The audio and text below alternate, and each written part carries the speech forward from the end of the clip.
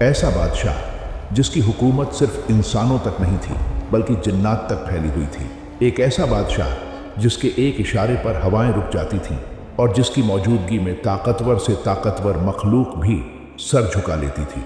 ये कहानी है हज़रत सुलेमान अलैहिस्सलाम की और उस राज की जिसने बरसों तक जिन्नात को धोखे में रखा। अल्लाह का हुक्म हुआ कि उसका घर तामीर किया जाए। जिन्नात को बुलाया गया, वही जिन्न जो पहाड़ उठा सकते थे, चट्टानों को रेत बना सकते थे। आज वही जिन्न सिर झुकाए खड़े थे। दिन बीतते गए, महीने गुजरते गए, लेकिन काम रुकता नहीं था। जिन्न पत्थर उठाते, दीवारें खड़ी करते और हर पल एक ही डर उनके दिल में जिंदा रहता।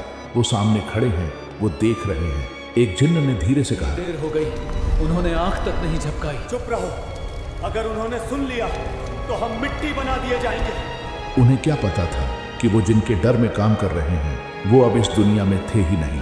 हज़रत सुलेमान अलैहिस्सलाम अपने रब के हुक्म से वफात पा चुके थे, लेकिन उनका जिस्म उसी लाठी के सहारे खड़ा था और उस लाठी के अंदर एक मामूली सी दीमक धीरे धीरे लकड़ी को खोखला कर रही थी।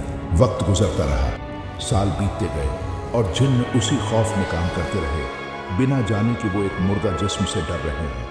जिन्न लगातार काम में लगे हुए थे। दिन निकलता, रात होती, फिर सुबह हो जाती, लेकिन उनके लिए वक्त का कोई मतलब नहीं रह गया था।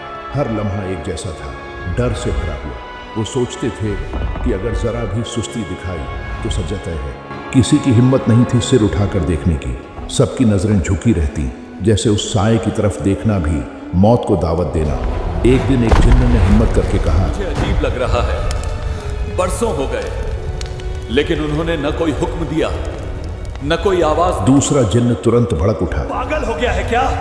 अगर उन्होंने सुन लिया तो हम सब खाक हो जाएंगे। ऐसा था कि सच सोचने की भी इजाजत नहीं थी। वक्त यूं ही गुजरता रहा। सूरज उगता, ढलता, फिर उगता और उस खामोश साए की हालत वैसी ही रहती। किसी ने ये नहीं सोचा कि शायद वो अब इस दुनिया में है ही नहीं।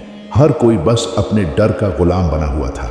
उधर एक छोटी सी दीमक जिसे किसी ने देखा तक नहीं, चुपचाप अपने काम में लगी थी। वो उस लकड़ी को कुतर रही थी जिस पर पूरा वहम टिका हुआ था। न उसे मालूम था कि वो क्या बदलने जा रही है, न किसी को अंदाजा था कि एक नन्हा सा कीड़ा इतनी बड़ी हकीकत को बेनकाब कर देगा। और फिर वो पल आया जब लाठी अंदर से पूरी तरह खोखली हो चुकी थी, जब सच्चाई बस गिरने ही वाली थी। लेकिन अभी नहीं, अभी इस राज से पर्दा उठना बाकी था। और फिर वो लम्हा आ ही गया जिसका इंतजार किसी को नहीं था, मगर जिससे बचा भी कोई नहीं था। एक हल्की सी आवाज हुई, जैसे सूखी लकड़ी अंदर से टूटती है। किसी ने ध्यान नहीं दिया क्योंकि सब अपनी मेहनत में डूबे हुए थे। लेकिन अगले ही पल वो सहारा जिस पर सब कुछ टिका था अचानक भरभरा कर गिर पड़ा। लाठी टूटी और उसके साथ ही वो जिस्म भी जमीन पर आ गिरा। एक पल के लिए पूरी जगह सन्नाटे में डूब गई। जिन्न जहां के तहां जड़ हो गए। किसी को समझ ही नहीं आया कि ये हुआ क्या। फिर किसी ने कांपती आवाज में कहा, वो तो बहुत पहले ही जा चुके थे। सच सामने आ चुका था, जिससे वो सदियों तक डरते रहे, जिसके खौफ में काम करते रहे। वो तो कब का इस दुनिया से रुखसत हो चुका था। अचानक जिन्हों में अफरा तफरी मच गई। कोई पीछे हटने लगा, कोई भागने लगा। किसी की आवाज कांप रही थी, हम एक लाश से डरते रहे थे, हम अंधे थे। उसी पल सब पर एक सच्चाई टूट पड़ी।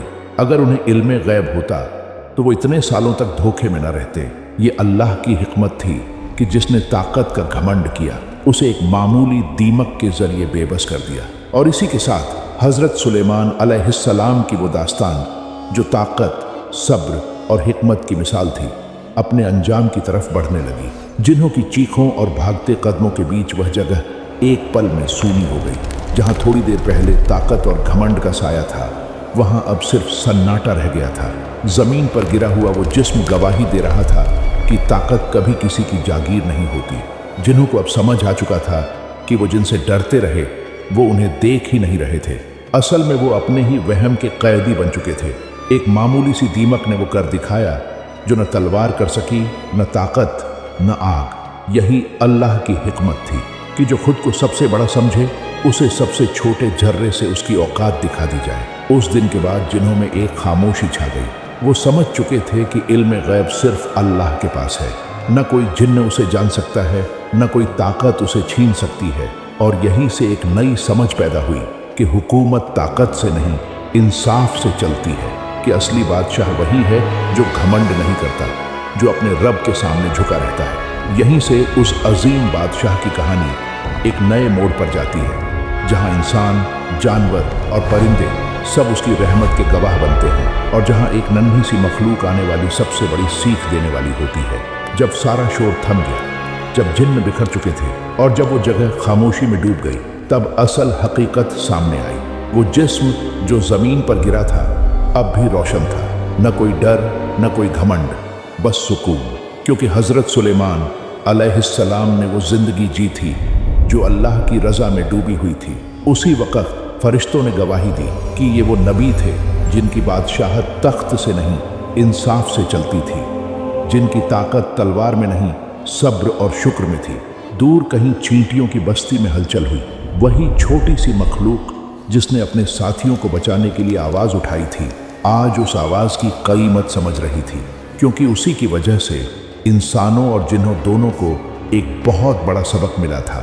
हजरत सुलेमान अलैहिस्सलाम की कहानी यहीं खत्म नहीं होती, बल्कि यहीं से शुरू होती है।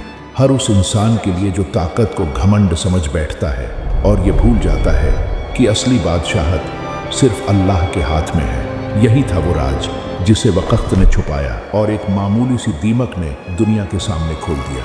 अगर आपको ये कहानी पसंद आई हो, अगर इस दास्तान ने आपके दिल को छुआ हो, तो वीडियो को लाइक जरूर कीजिए। ऐसी ही रहस्यमयी और सीख देने वाली कहानियां देखने के लिए चैनल को सब्सक्राइब करना न भूलें और बेल आइकन जरूर दबा दें, ताकि अगली कहानी सबसे पहले आप तक पहुंचे। कमेंट में जरूर बताइए कि आपको ये कहानी कैसी लगी और अगली बार आप किस किस्से को सुनना चाहते हैं। मुलाकात होगी अगली दास्तान में, तब तक के लिए अल्लाह हाफिज।